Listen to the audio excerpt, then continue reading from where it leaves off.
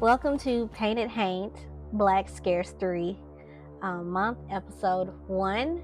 So today we are talking about the story of Igbo Landing and the mass suicide that occurred there.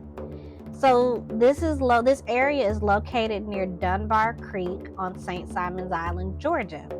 And the area is quintessentially low country. It's got the tall grass. It's a marsh. It's absolutely beautiful. You can even see like houses dotted along this creek.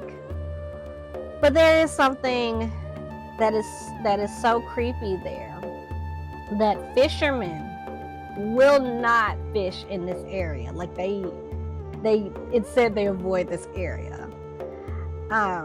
And I'll tell you why in a moment. So let's get to the history of why this is a thing. And I've got my laptop here because my printer went on the freeze. So in May 1803, a ship arrives in Savannah, Georgia, and it's a slave ship. And it was filled with people from what is now Nigeria, on the West African coast. And there were exactly 75 enslaved people on this boat. So they were then transferred to St. Simon's Island for the purpose of working on the plantations there on a ship called the York. Now, they've been through the Middle Passage, which we're not going to get into, and the subsequent march to the sea in Nigeria, more than likely. So naturally, they're going to be tired of these pale faces ish. So rather than deal with the atrocities that were to befall them, which I'm sure if they saw the Middle Passage, they saw how they had been treated, on the land and everything, they're probably like, oh no, F this, I'm not doing this. So what they did was they revolted against their white captors. They would take over the York, and under the direction of their high chief, they would walk into Dunbar Creek. So this is a mass suicide. Sorry, YouTube, I'm not sugarcoating this. And they would be chanting, "The water spirit brought us. The water spirit will take us home." Now, the water spirit they're referring to is a goddess called Mami Wada or Yaminya. She's also called La Serene in French-speaking countries. Now, there were actually witnesses to this event, and this is where we get this account from. The account was done by a man by the name of Roswell King. So he was a white overseer at one of the nearby plantations, and editing me. So apparently Roswell King is the one in which Roswell, Georgia is named after, and he is also the father of the man who would go on to live in Barrington Hall, which you can see in Roswell, Georgia. I just want to let you all know that. Thought that name sounded familiar. He said he saw this happen, and he said they were chanting something. He didn't know what it was because they were chanting it in their language, and it was later translated to what they were saying. So 13 out of the 75 Africans will be recovered from the water. Some were never found, so their bodies were never found, and that can lead to a little bit of a little legend, because Mommy Water is said to take people, they say abduct, but take people to like this paradise-like area, although science or logic will tell you that they're more than likely their bodies washed out to sea or something. Now the survivors were subsequently sold into slavery, and they were forced to work on the plantations around the area. But this is what leads to, or this is the reason that fishermen do not fool with this area. So the spirits of these people are said to be at Dunbar Creek till this day, like right now as we're talking. Stories abound of people hearing chains, which I don't like a ghostly chain. I can't do it. And ghostly chants coming from the water.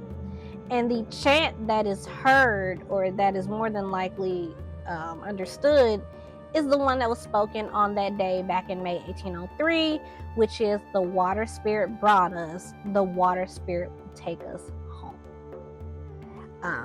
So yeah, and you gotta wonder, like, I wonder, do the people that, I'm sure they do, the people that live along that area hear that? That's absolutely terrifying. I don't want to hear that. Like I always say, I don't want to see my ancestors in that way. Like I don't want to see them being creepy. I mean, I'm sure they know me, so they're probably like, yeah, no, we don't want to freak her out. She got issues. That girl got high anxiety. We ain't gonna do her like that. But as two bonus stories, there's another story related to this that is not. It's not so much. It's not scary as it is enlightening, but it still not enlightening. Inspirational but it does fall into this supernatural realm. So there's a story called "The People Could Fly," and this is a popular legend or a popular piece of folklore in the African American, I know in the African American aspect of our diaspora, like it's popular. I've actually read the story. My grandmother had it in her classroom when she was a teacher. My mom had it as well. I think she actually got it from her. But it essentially is the same story, except these people do not unalive themselves, kill themselves. Instead, they fly back to Africa. Like they just lift up and they're out. But on to the scarier side. Let's go back to being scary. In the Low Country, you know that like Charleston and Savannah were the biggest slave ports, like ports of entry for slaves to come into America, specifically, the U.S. So there are stories of places like in Savannah where you can hear these people moaning, and there's like chains rattling, and it's terrifying. I'm gonna probably go deeper into that story when I cover Savannah next month, but that's just unnerving. There's also a story. So there used to be a Piccadilly underground. Like you went down into like a basement area to eat at the Piccadilly restaurant there. And there was a story of a woman who, she went to the bathroom and she said she used the bathroom, everything was fine. And she looked down to wash, when she went to wash her hands, she looked down and she looked up, and there was a naked black man in chains, like, chained up, just staring at her. And when I heard that story when I was very little, and like to this day, that story gets me. But I kind of related to this because that area, like I said, was a major entry point for people, for Black people coming forcibly into the United States. So that is the end of this video. If you enjoyed this video, please leave a like, comment, and subscribe if you would like to. If you're not, that's fine.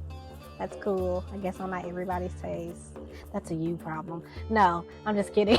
I wouldn't do you like that. But yeah, please like, comment, and subscribe, and I will see you on the next Painted Haint Black Scarcity Month. Bye.